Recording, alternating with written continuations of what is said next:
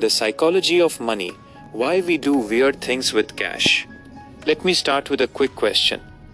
Why is it that someone earning $30,000 a year can feel rich, while someone earning $300,000 a year can feel completely broke?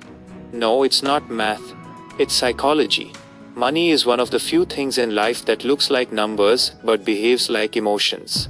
And today, we're going to talk about why money messes with our heads, makes smart people do dumb things, and quietly controls way more of our life than we like to admit.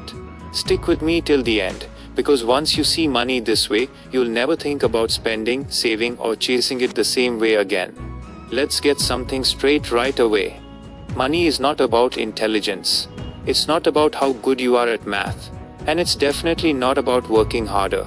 Some of the smartest people in the world are terrible with money. Doctors go broke. Athletes lose millions. Lottery winners crash back to zero. Meanwhile, some very average people quietly build wealth without stress. So what's the difference? It's behavior. Money decisions are driven by fear, ego, habits, childhood memories, social pressure, and emotions we don't even realize are there. Money lives in your brain, not your bank account. Think about this. If money was purely logical, no one would buy things they don't need to impress people they don't like, with money they don't have. And yet, here we are. A new phone every year, shoes that cost more than rent, a car upgrade just because the neighbor got one. Not because we need these things, but because of how they make us feel. That feeling, that's psychology at work. Let's talk about money stories. Everyone grows up with a money story, whether they realize it or not. Some people grow up hearing, money is hard to earn. We're not rich people. Save every penny. Others grow up hearing, money comes and goes. Enjoy life now. Neither is right Why or worry wrong, about tomorrow? but both shape how you handle money forever. If you grew up seeing money as scarce, you might save too much, stress constantly, and feel guilty spending even on things you need. If you grew up seeing money as something to enjoy, you might spend easily and struggle to save. Same money, different wiring. Your financial habits are often just your childhood on repeat. Here's a funny but painful truth. Most people don't want to be rich. They want to look rich. That's a huge difference. Looking rich is expensive. Being rich is usually boring. Being rich means driving a car you could have upgraded, but didn't. It means wearing clothes no one compliments. It means quietly saying no to things you can afford, because you don't need them. Looking rich means debt. Being rich means freedom. And guess which one gets more attention on social media? Exactly. Let's talk about comparison. Because this one destroys more financial peace than anything else.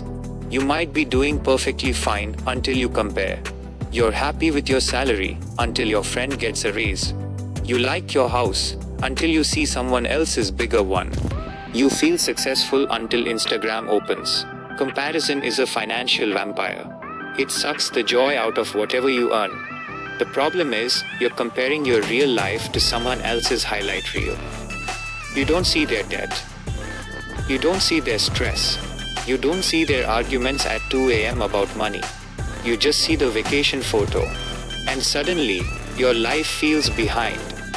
Here's another strange thing about money. More money doesn't fix your money problems. It reveals them. If you're bad with money at $1,000 a month, you'll be bad at $10,000 a month, just with bigger mistakes.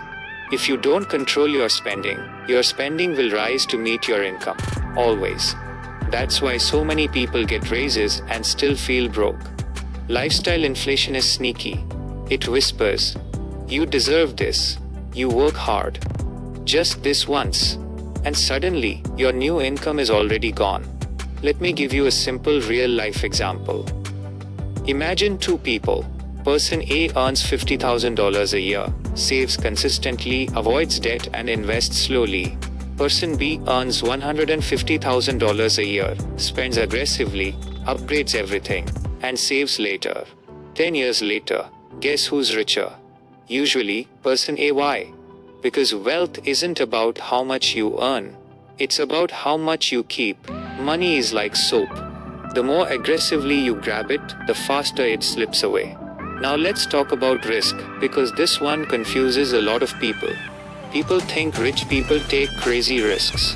In reality, they take calculated risks and avoid stupid ones.